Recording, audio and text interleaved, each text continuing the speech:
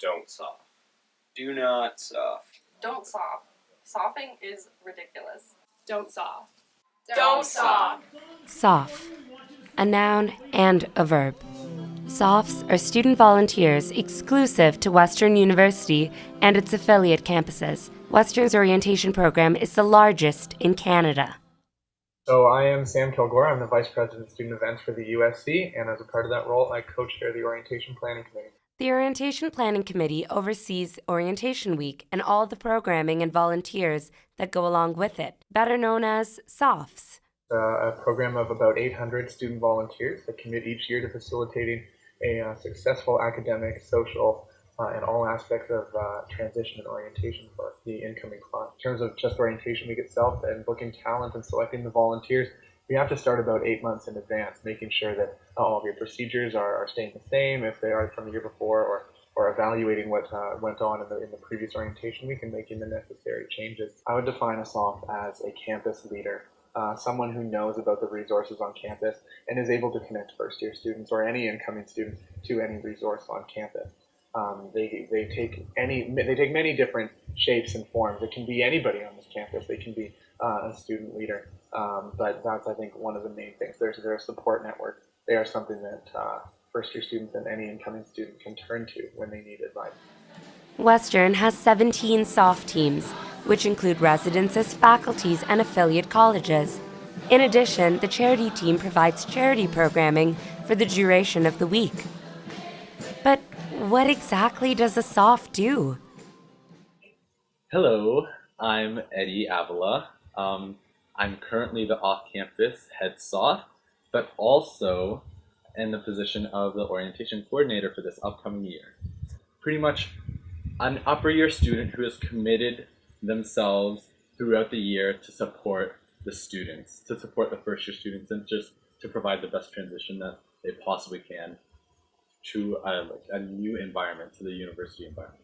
So a quick rundown of Orientation Week. It started when students used to have to come to campus early to register for courses, and they were waiting in lines for hours and hours and hours at a time. So upperclassmen started running just events that people could do in line, just quick things to help keep them occupied. And then eventually that turned into more campus-wide activities, and then students were able to register over fax or over the phone.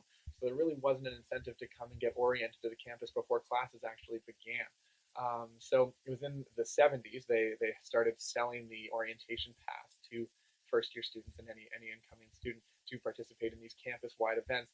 And it just kind of grew from there. It became more and more official. So I guess traditionally, it would be sophomore, based on like second-year students. But I think it's like evolved a much more meaning behind that, and it's now, at least in Western, all undergrad students that are upper year, so second, third, fourth, fifth, even if they would like to, they're there and they can apply to be a SOF, and they can apply to be that helping hand for the incoming students throughout the year-long piece.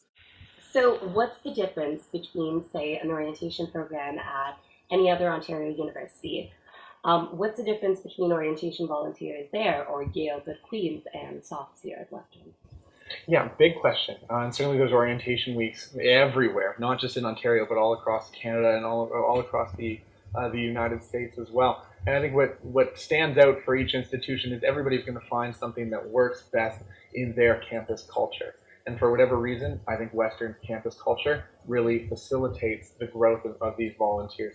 So, and we set our volunteers up for success, which is something I don't know how much goes into it at other schools, but we make sure our volunteers have a lot of training. Days, it adds up to days worth of training before they're actually on the ground at Orientation Week.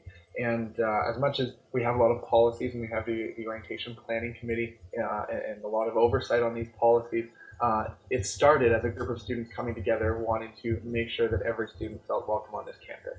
And that culture has lived on for decades, and it's still living on to this day. While organizing programming and meeting first-year students is a lot of fun, SOFs push through 5 a.m. wake-up calls, long days, and nightly walk-homes, ensuring that at least for a week, all first-year students reach home safe. Furthermore, SOFs sign legal contracts with the university, restricting them from consuming alcohol, acting inappropriately, or embarrassing Western's reputation in any form for a week. But for Eddy, the gratification of being a Soph outweighs all costs. The orientation program has allowed me to grow as a person and to fully gain from what university has to offer. And in this way, and for me, that is helping students help students. And I think that's what orientation is done for.